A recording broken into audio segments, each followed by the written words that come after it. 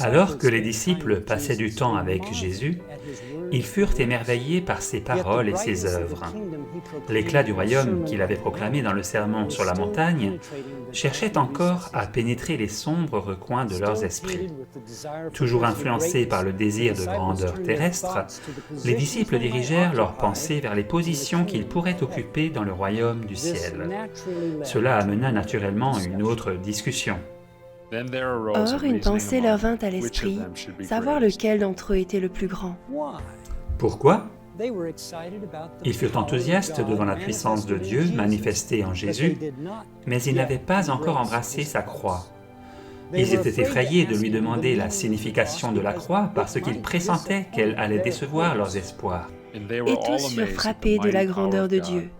Tandis que chacun était dans l'admiration de tout ce que faisait Jésus, il dit à ses disciples, « Pour vous, écoutez bien ceci. Le Fils de l'homme doit être livré entre les mains des hommes. » Mais les disciples ne comprenaient pas cette parole.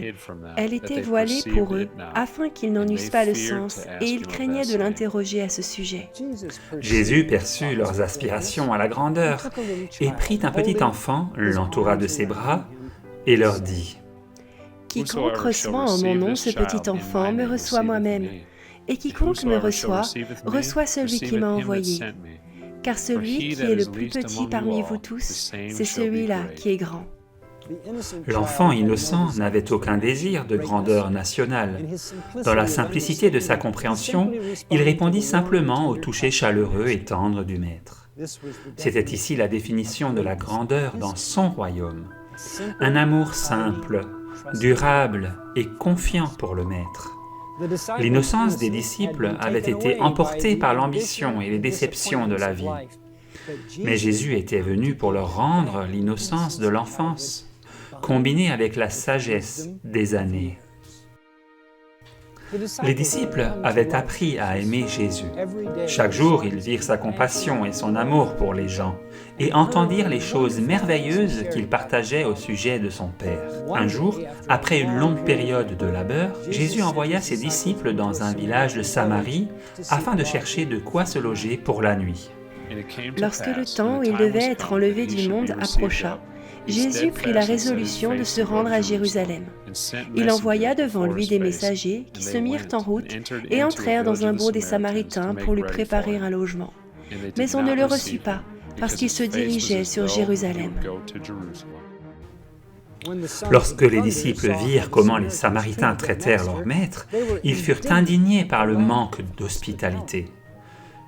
Dans l'ardeur de leur émotion, ils révélèrent la profondeur des ténèbres qui existent dans le cœur humain. Les disciples Jacques et Jean, voyant cela, dirent « Seigneur, veux-tu que nous commandions que le feu descende du ciel et les consume, comme Élie le fit ?» Il semblerait qu'ils avaient une justification biblique pour leur plan meurtrier de consumer les Samaritains. Ils mentionnèrent l'histoire d'Élie, qui avait fait descendre le feu du ciel sur ceux qui avaient déterminé de lui faire du mal. Armés de cette histoire, les disciples se sentirent pleinement justifiés pour demander la mort de ces Samaritains ingrats. La réponse que donna Jésus a certainement dû les surprendre. Jésus se tourna vers eux et les réprimanda, disant « Vous ne savez de quel esprit vous êtes animés, car le Fils de l'homme est venu non pour perdre les âmes des hommes, mais pour les sauver. » Ces paroles révèlent le cœur de la mission et du caractère de Jésus. Jésus n'est pas un destructeur, mais plutôt le sauveur. En même temps, il semblerait que Christ réprimanda non seulement les disciples, mais aussi les actions d'Élie. Il envoya vers lui un chef de 50 avec ses 50 hommes.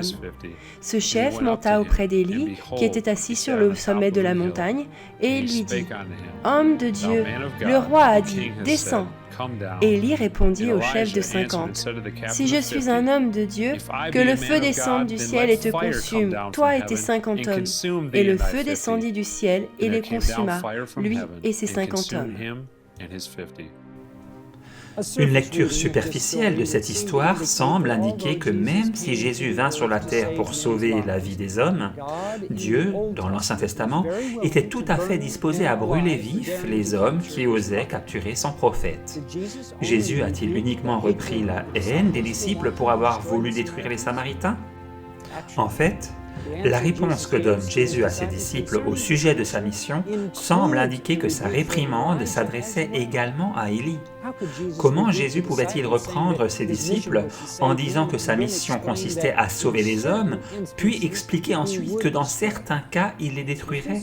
Si tel était le cas, Jésus leur aurait dit que ce n'est pas maintenant le moment pour ces choses, ou qu'il nous faudrait d'abord prier un peu plus longtemps à ce sujet.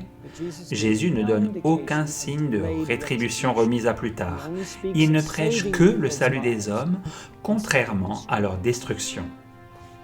Cette affirmation de Jésus dans la version King James semble embarrasser de nombreuses traductions modernes de la Bible parce que ces paroles ne s'y trouvent tout simplement pas. Jésus se tourna vers eux et leur fit des reproches, et ils allèrent dans un autre village.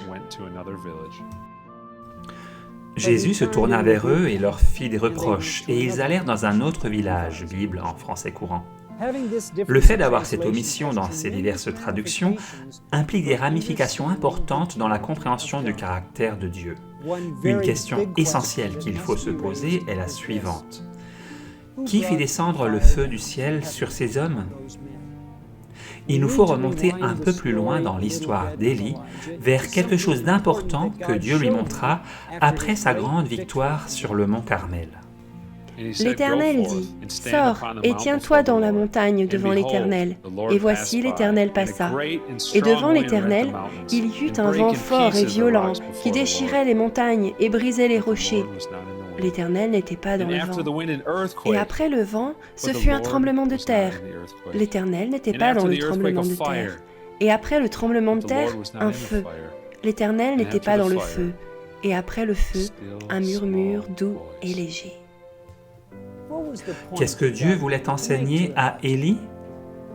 Le même principe exprimé à Zorobabel, le gouverneur d'Israël. C'est ici la parole que l'Éternel adresse à Zorobabel. Ce n'est ni par la puissance ni par la force, mais c'est par mon esprit, dit l'Éternel des armées. Dieu disait à Élie qu'il n'utilise pas la force pour obliger les hommes à lui obéir et à faire avancer son royaume. Au contraire, c'est son murmure doux et léger qui œuvre dans le cœur des hommes et les dirige vers la vérité.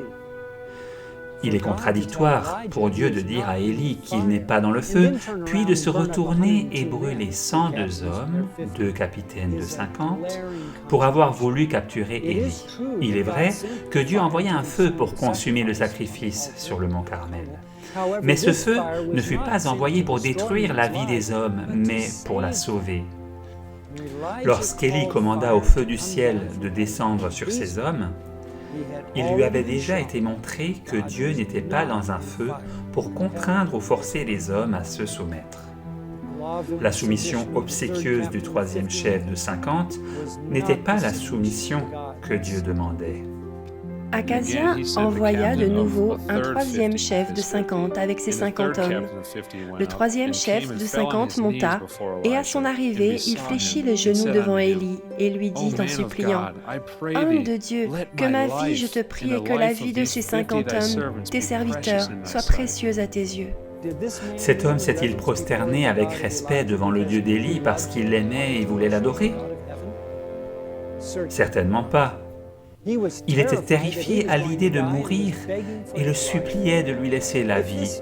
Si ce type d'adoration était acceptable pour Dieu, Jésus aurait alors pu appeler le feu du ciel sur quelques pharisiens et quelques Romains et tout le monde aurait adoré instantanément. Non par amour pour lui, mais plutôt par crainte. C'est pourquoi ce n'était pas Dieu qui était dans ce feu qui consuma ces hommes. Alors comment expliquer ce qui se passa là? Il envoya vers lui un chef de 50 avec ses 50 hommes.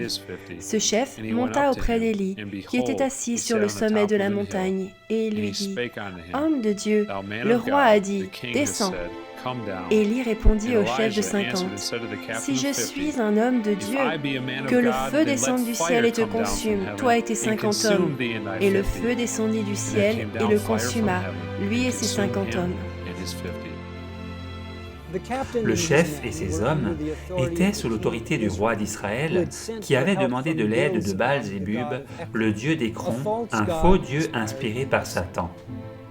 En cherchant de l'aide de ce Dieu, il se mettait ouvertement sous la juridiction et le contrôle de Satan. Ne savez-vous pas qu'en vous livrant à quelqu'un comme esclave pour lui obéir, vous êtes esclave de celui à qui vous obéissez, soit du péché qui conduit à la mort, soit de l'obéissance qui conduit à la justice? Bien que ces hommes, qui représentaient le roi, s'étaient placés sous la juridiction de Satan, le chef reconnaissait toujours Élie comme un homme de Dieu. Tout Israël se souvenait de ce qui s'était passé au mont Carmel, lorsqu'ils avaient vu que Dieu était avec Élie. Si le chef croyait qu'Élie était un homme de Dieu, pourquoi Élie chercha-t-il un signe pour le valider? Nous découvrons la réponse un peu plus loin dans le chapitre. L'ange de l'Éternel dit à Élie, « Descends avec lui, n'aie aucune crainte de lui. » Élie se leva et descendit avec lui vers le roi.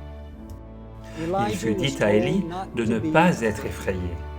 Pourquoi Élie était-il effrayé? Le problème remonte juste après les événements du mont Carmel. Saisissez les prophètes de Baal, leur dit Élie, qu'aucun d'eux n'échappe. Et ils les saisirent. Élie les fit descendre au torrent de Kison, où il les égorgea. Avant d'avoir égorgé les prophètes de Baal, il s'était tenu sans crainte devant le roi et tous ses hommes. Avant cela, il avait été poursuivi pendant plus de 3 ans après s'être présenté sans crainte devant le roi pour lui dire qu'il n'y aurait plus de pluie. Pour aucune de ces expériences, on ne mentionne qu'Élie était effrayé. C'est uniquement après avoir tué tous les prophètes de Baal par l'épée qu'il eut peur.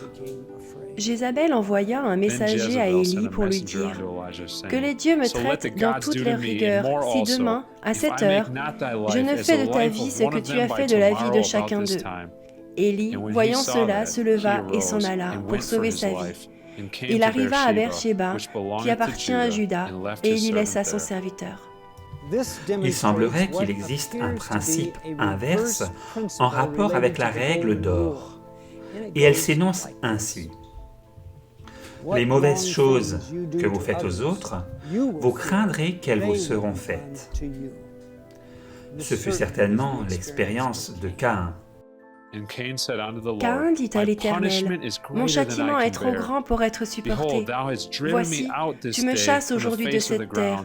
Je serai caché loin de ta face, je serai errant et vagabond sur la terre, et quiconque me trouvera me tuera. » Après avoir échappé des mains de la méchante Jézabel, il dit quelque chose d'étrange. Pour lui, il alla dans le désert où, après une journée de marche, il s'assit sous un genêt et demanda la mort en disant « C'est assez, maintenant, Éternel, prends mon âme, car je ne suis pas meilleur que mes pères. » Élie courut pour sa vie, mais il demanda ensuite à Dieu de lui ôter sa vie. Pourquoi ne pas simplement laisser Jézabel le tuer? Il ajoute alors les tristes paroles. « Car je ne suis pas meilleur que mes pères. » Que voulait-il dire par cela? Sa confession à Dieu, un peu plus tard, révèle la raison. Et là, il entra dans la caverne, et il y passa la nuit. Et voici, la parole de l'Éternel lui fut adressée en ces mots. « Que fais-tu ici, Élie ?» Il répondit, « J'ai déployé mon zèle pour l'Éternel, le Dieu des armées, car les enfants d'Israël ont abandonné ton alliance, ils ont renversé tes autels et ils ont tué par l'épée tes prophètes. Je suis resté, moi seul, et ils cherchent à m'ôter la vie. » Élie répand devant Dieu le désappointement et la frustration de son cœur en rapport avec les échecs d'Israël et le meurtre des prophètes de Dieu par l'épée.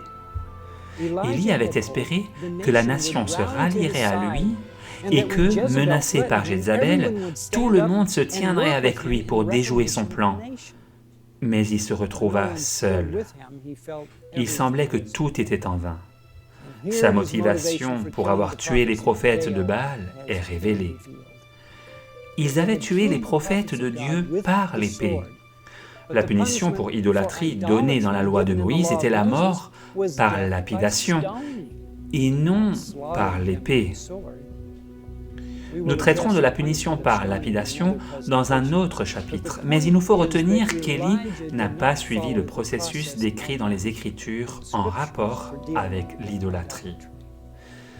Cela révèle que bien qu'Élie désirait honorer le vrai Dieu, il s'y prit de la mauvaise manière. Cela nous ramène à l'histoire des disciples. Ils aimaient et honoraient leur maître, mais leur amour fut renversé, subverti par Satan lorsque les choses ne tournèrent pas comme il voulait et que l'esprit de revanche fut révélé. C'est pourquoi il fut normal dans l'esprit des disciples de faire référence à l'histoire d'Élie puisqu'il reflétait un esprit similaire. Il nous est rappelé que Élie était un homme de la même nature que nous. Élie savait que les prophètes de Baal étaient dignes de mort. Mais sa manière de prendre en main cette situation le poussa à agir d'une manière qui était en désaccord avec les voies de Dieu. Preuve en est sa crainte soudaine de la mort qu'il n'avait pas expérimentée auparavant. Cette crainte était encore avec Élie lorsqu'il fut approché par tous les soldats. Comme Élie avait tué par l'épée, il craignait qu'il mourrait lui-même par l'épée. Bien que le capitaine ne doutait pas qu'Élie était un homme de Dieu, Élie lui-même luttait avec sa crainte de la mort et son sentiment de ne toujours pas être meilleur que ses pairs. Satan misa sur le doute d'Élie, le poussant à l'exprimer en disant « Si je suis un homme de Dieu, que le feu descende du ciel et te consume, toi et tes 50 hommes. » Ces paroles sont similaires à celles prononcées par Satan. Si tu es le Fils de Dieu, ordonne que ces pierres deviennent des pains. L'emploi de la puissance divine pour s'assurer de son statut devant Dieu est un manque de foi. Il nous faut croire par la foi que nous sommes des enfants de Dieu, d'après ce qu'il nous a déjà dit. En quoi les 50 hommes bénéficièrent-ils de cette manifestation de puissance? Comment cela les aida-t-il à croire ce qu'ils avaient déjà professé, qu'Élie était un homme de Dieu? Celui qui doutait de sa propre identité était Élie. Ce doute poussa Élie à oublier que Dieu n'était pas dans le feu. Et il fut vaincu par la suggestion de Satan de faire descendre du feu du ciel sur ces hommes. Avons-nous des preuves que Satan peut faire descendre du feu du ciel et brûler des gens? L'Éternel dit à Satan, « Voici, tout ce qui lui appartient, je te le livre, seulement ne porte pas la main sur lui. » Et Satan se retira de devant la face de l'Éternel.